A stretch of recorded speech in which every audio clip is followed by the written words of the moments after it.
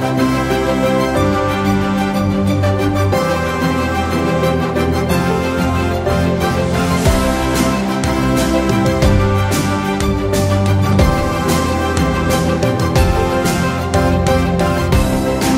விழுகின்ற எல்லா விதைகளும் உழைத்து விடுவதில்லை.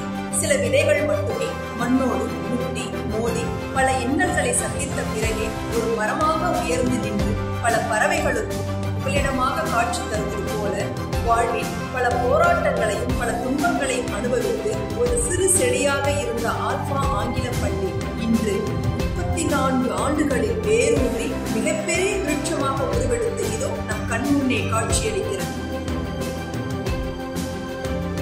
இப்பள்ளிக்கு ஏன் ஆல்பா என்று பெயரிட்டார்? ஆல்பா என்ற சொல்லின் பொருள் முதன்மை அல்லது தொடக்கம். முதன்மை நம் வாழ்வின் தொடக்கம், முதன்மை நம் அடையாளம், முதன்மை நம் அடித்தளம். கல்வியில் மாணவர்கள் முதன்மையாகவும் ஒழுக்கத்தோடும் தனக்கென ஒரு தனி அடையாளத்தை ஏற்படுத்திக் கொள்ளவும் அனைத்து நிலைகளும் ஆல்பா முதன்மையாக திகழ வேண்டும் என்பதற்காகத்தான் தன் பள்ளிக்கு ஆல்பா என்று பெயரிட்டுள்ளார். For attention, L for learning, P for power, H for hard work, A for achievement. கற்க கசடர கற்பவை கற்றபின் நிற்க அதற்கு தக என்ற திருக்குறளின் வழி நின்றவர் எங்கள் திரு வாஷிங்கம் ஐயா அவர்கள் மற்றும் அவரது துணைவியார் திருமதி தனலட்சுமி அம்மையார்.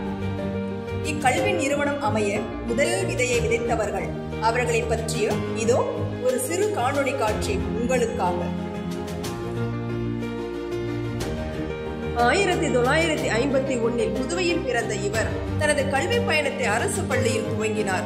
படிக்கின்ற காலத்தில் குடும்பத்தின் வறுமை காரணமாக அந்த சிறு வயதில் பல்வேறு வேலைகளை செய்து கொண்டு தனது பள்ளி படிப்பை தொடர்ந்தார்.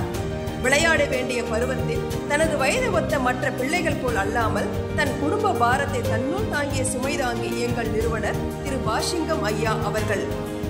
கல்வி ஒரு பக்கம், வறுமை மறுபக்கம், என்ன செய்வது சிந்தித்தார்.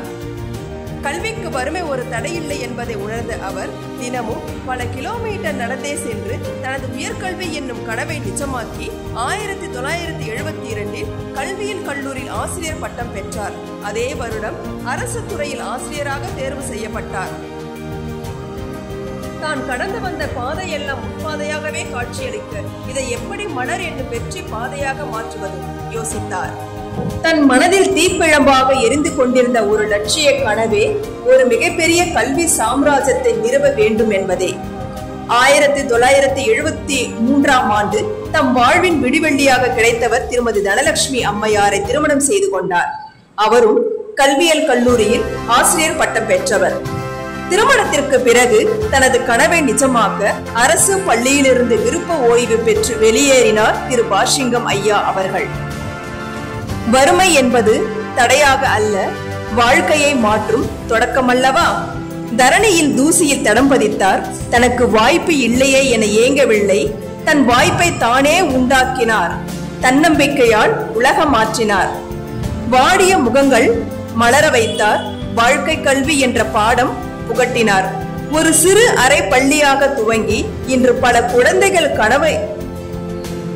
கனவை நனவாக்கிய எங்கள் வாஷிங்கம் ஐயா அவர்கள் கடந்து வந்த பாதைதான் வலிமையானது. அவரின் பயணம் ஒரு காவியம், அவரின் முயற்சி ஒரு பாடம். அவர் தொடங்கிய பள்ளி மட்டுமல்ல, பல்வேறு கனவுகளுக்கு வாசலாக 1992 ஆல்பா கல்வி குழுமம் ஒன்றை தொடங்கி அதில் பொருளாதாரத்தில் பின்தங்கிய மாணவர்களுக்கு தரமான கல்வியை வழங்க வேண்டும் என்ற நோக்கில் ஆரம்பிக்கப்பட்ட அமைப்பு. பின்னர் பல துறைகளிலும் தன் கால் தடம் பதித்தவர். வருடங்கள் ஓடிக்கொண்டே இருந்தது.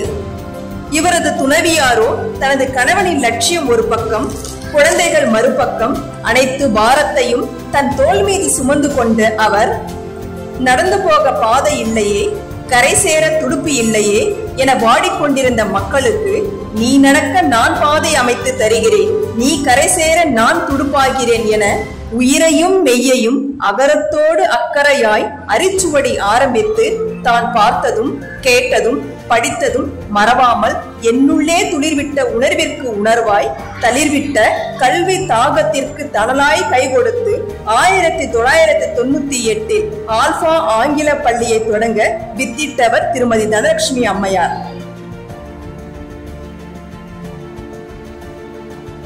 வாழ்வில் பல இன்னல்களையும் போராட்டங்களையும் சந்தித்து ஒரு தனி பெண்மணியாய் இக்கல்வி நிறுவனத்தை உயர செய்த இவரை இரும்பு பெண்மணி என்றே அழைக்க வேண்டும்.